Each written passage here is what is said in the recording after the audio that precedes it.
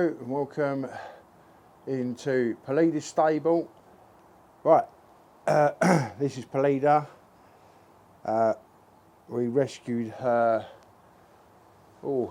about 2 years ago.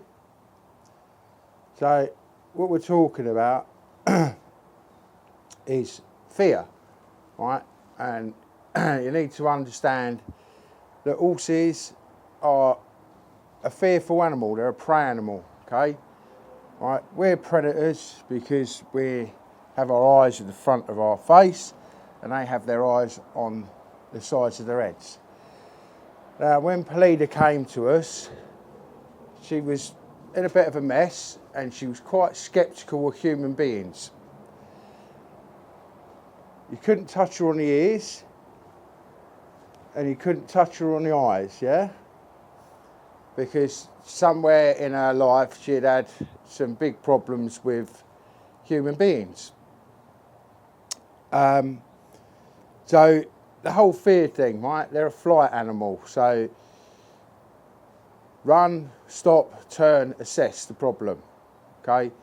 So they have to be able to move their feet, and that's where they can teach us something, because if we become fearful, anxious, depression, this, that and the other, it's all fear-based as far as I'm concerned. So if we get up and move our feet, we feel better. We get endorphins running through us and we can get off of the cortisol. Horses are loaded with cortisol. And when she came to us, one of the first things we did was have the dentist come out to do her teeth, right? The dentist told us that she'd never had her teeth done, because there's certain teeth in the mouth that are there as a baby and have them removed because they cause them a lot of grief, and she hadn't had them done because when she'd eat she'd drop her feed, yeah? Now basically she'd been left out in a field, left her own devices, was pretty skinny, she had no what they call top lines, this bit here. So if I sort of move her forward, so if I come back in here, if I want her to move, I just touch her ear. I doubt you can see it. On her leg there, she's got like a scar underneath her leg where they left a rug on her. So we've had to sort that out. Yes, and all my horses have got dirty legs, right? Because I try and keep it as natural as possible with them. If they were out roaming around in the countryside on the plain and all of that, they would get dirty. Their legs would get dirty. So every one of them's got a white leg. So once a week, I wash the legs off, put an antibacterial on the white leg because of the pinky skin, and that's it. I've been on worked on so many yards where they would bring the horses in, pick the feet out, wash the legs off, dry the legs off, cover them in talcum powder, and then they'd apply some kind of mud fever product. And I don't believe that that works. It just creates more of a problem. So to work with her ears, I've had to teach her that nothing's going to happen, right? Because what they do is they do a thing called ear twitching, and they get hold of their ear and they hold their ear and they just sort of freeze, yeah? And I think that's a fear reaction. I'm pretty convinced it's a fear reaction, because you know, there's people who says it releases endorphins and this, that, and into the body. The other thing they do is they twitch them on the nose. There's a stick with a piece of string on it, and they put it on their nose and they twist it round and they freeze. Well, the way that I work with horses, don't use pain. Pain does not come into the equation. Pain just creates more problems. And another thing that I used to see constantly in the horse world, if somebody wanted a horse to move, they would just literally lean on them and push, right?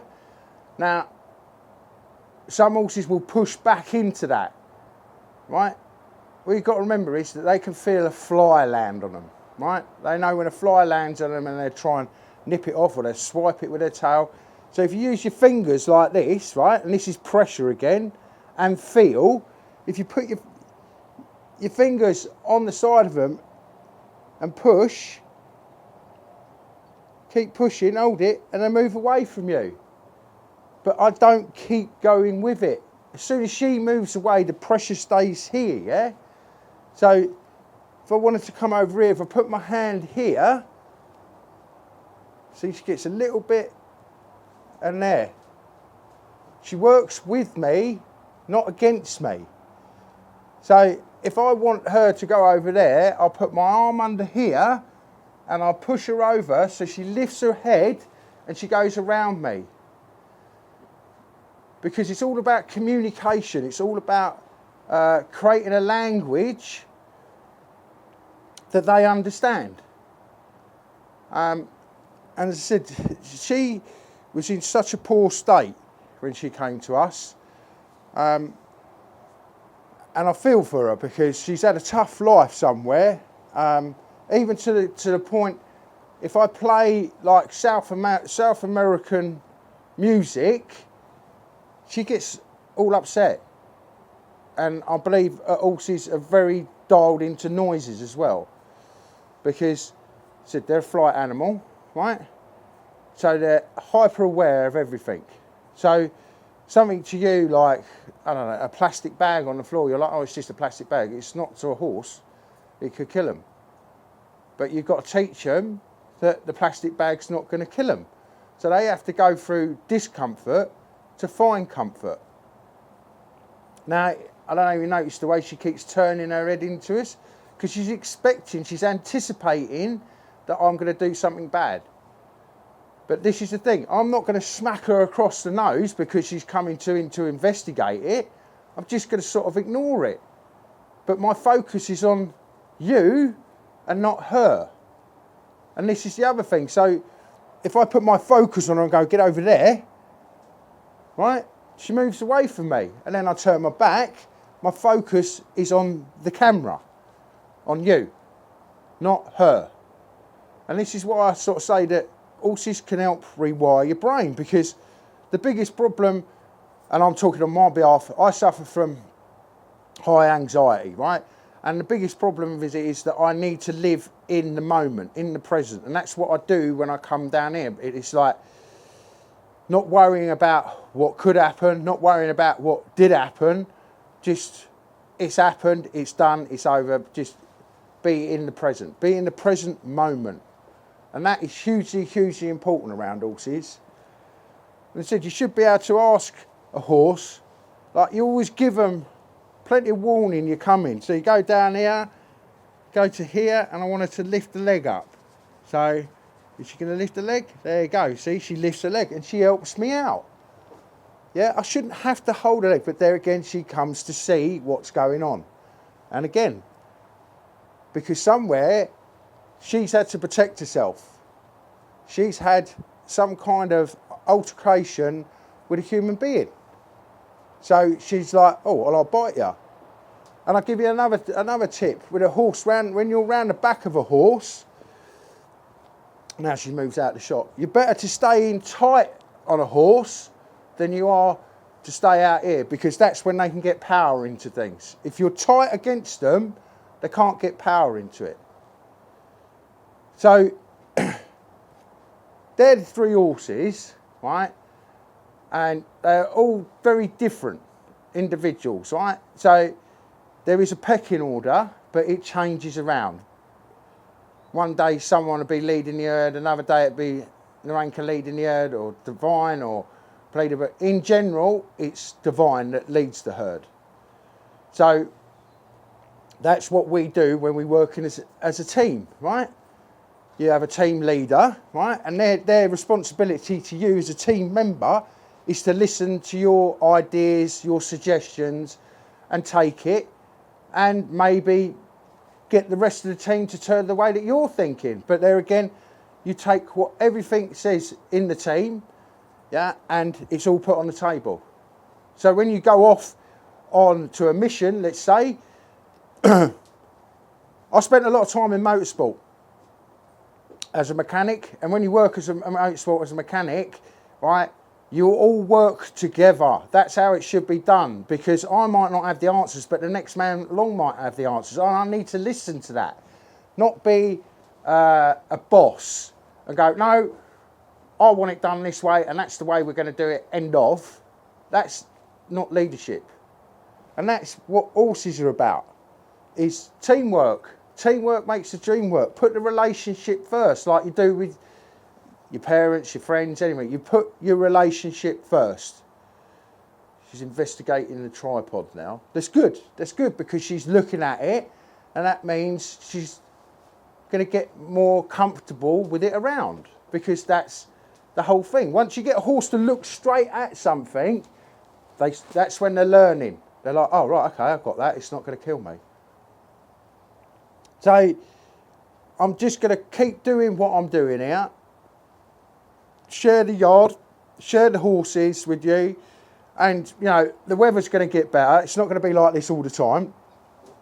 As I said, we're not $1 million yard. There's no $1 million horses here. There's no bits, spurs and whips and spray on fashionable equine clobber. It's bare bones, groundwork, because I believe it all works on the ground. A lot of people don't believe it, but like I believe that there's a problem within the British equine world that people don't want to acknowledge, because your horse reflects you. So, as I said, like when I went in the other stable with Divine with the wheelbarrow, she helped me out. You should be able to go into a stable with a wheelbarrow. They shouldn't be losing their minds. But we have to keep at the front of our minds that they're a fear-based animal. They're a prey animal. And when you work with a prey animal, you have to trust them 98% and keep 2% to yourself. Because, you know, you have to teach to accept a hose, to wash their legs down. There's so much you have to teach them to accept about what we want to do with them. And we should never, ever, ever put human values and emotions onto a horse, because they are a horse. They are not a human being. I'm a human being. So you will understand my values and emotions, yeah? You may not understand the horse's values and emotions. Oh, I don't know if you can see that there. Under here, she's got a big scar where, like, the rug goes, there's a leg strap that goes around here, and it just cut its way through. There's another one for you. Horses farting. Yeah, it can mean two things: panic or a release of anxiety. And that's another one. If you're working round horses, you're better off to stay in tight on the back of a horse like this, because they can't get the power in to kick you, than walking around here like this. She can kick me. Not that she's gonna, because she knows I'm a good human being. Good things happen when I'm about, and that's what it's about. It's about giving something back to receive something, and everything that we do reflects on us. And it's about putting the relationship first. That's what you put, is the relationship first. And the slower you go, the faster it happens with horses. And I think there's a lot of learning in that, because we all want to be a master at something overnight, and it doesn't happen like that. I'm Generation X, and, like, you know, I'm severely dyslexic. I've been on a lot of journeys in my life, and the longer my life goes on, the more I start to understand it's about a journey. It's not about the destination. And this is all I'm taking you on, is a journey of my lifestyle. And that's what it is. It's my lifestyle. This is the way I do it. And I'm just trying to find like-minded people that have got empathetic towards the way that I'm trying to explain how to work with horses, and instead of just doing it in this traditional way that it's always done: kick to go, pull to stop, and lose your temper if it doesn't go right, scream and shout. And I've seen it, witnessed it 1,000 times before, people losing their minds over stuff. And it's all about what is in your mind is what you put out into the world. And if you're going to cover it up, you can't wear a mask around a horse, because they don't lie, they see through it. So let's put it in the analogy of Clark Kent, Superman, Bruce Wayne, Batman, yeah? Bruce Wayne wants to be Batman. Superman wants to be Clark Kent. We all have an alter ego, and that's what you have to get into check when you work with horses, and you have to have this empathy, and you have to have patience. And patience is the key to making anything work. You want something different, do something different. If you want to look a certain way, live that way. And it's almost like faking it until you make it. Because the more you fake it, the more you become that person that you want to be. And that's just my analogy on life. That's the way I look at life. So thanks for tuning in. Like, comment, subscribe. Hit the notification bell so you get notified when we upload. And yeah, I'll catch you all on the flip side.